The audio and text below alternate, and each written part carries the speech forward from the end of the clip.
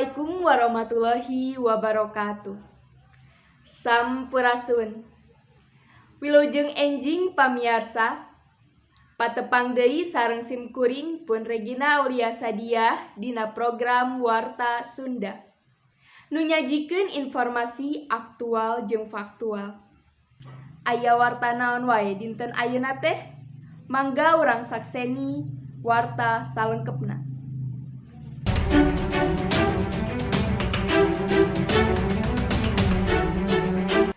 Dina waktos ieu, simkuring bade ngadugikeun hiji warta ngeunaan virus corona.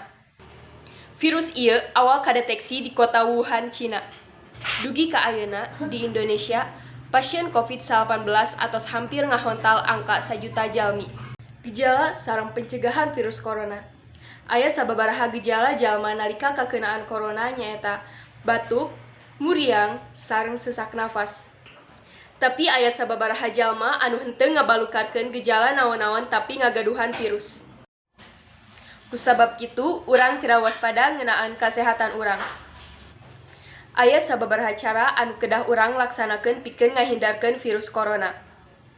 Mimitina, rajin ngumbah panangan, tong hilap, ngumbah panangan nganggo sabun, sareng ngajalankeun cai dugi ka bersih. Kadua, nganggo masker nalika iinditan kaluar bumi. Katilu, tutup pangambung sareng lambai nalika bersin ngagunakeun tisu atanapi leungeun baju. Kaopat, ngajaga jarak sareng batur. Ku ngalakukeun hal itu, urang moal kamungkinan beunang corona salami tiasa ngajaga kasehatan urang.